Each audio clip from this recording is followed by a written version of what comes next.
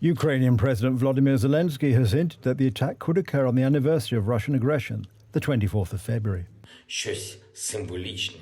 There are already many reports that the invaders want to do something symbolic in February. The Russians will want to take revenge for last year's defeats. We are seeing this increased pressure in various frontline areas.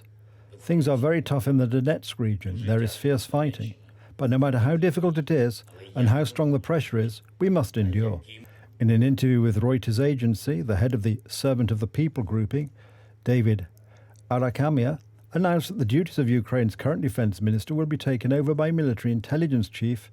As recently as yesterday, Alexei Reznikov drew attention to a possible Russian offensive during a press conference.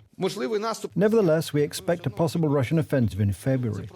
The attack may take place on the anniversary. It only makes sense from the point of view of symbolism. It is not logical from the military point of view, because not all their resources are ready, but they will do it anyway.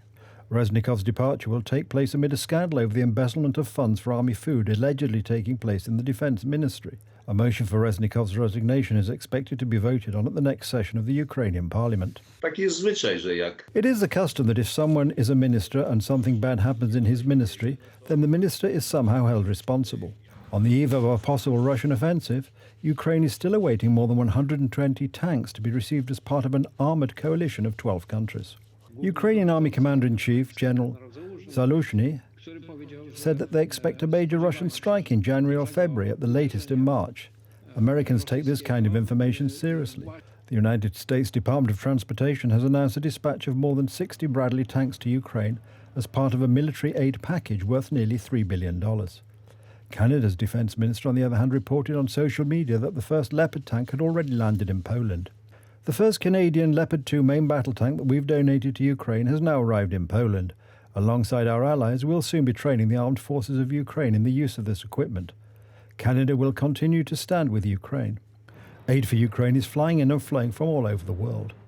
A standing review conference focusing on support for Ukraine was held in Warsaw today. It is not enough to defeat Russia.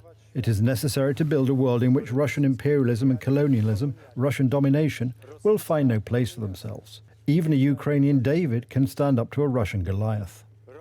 Meanwhile, news circulated yesterday that Pope Francis wants to meet President Zelensky and war criminal Vladimir Putin. I am open to meeting both presidents from Russia and Ukraine. The reason I haven't gone to Kiev yet is that it's not possible to go to Moscow at the moment. On the front lines, fierce fighting for Bakhmut continues. The head of local authorities reported that yesterday's shelling had left one person dead and one person wounded.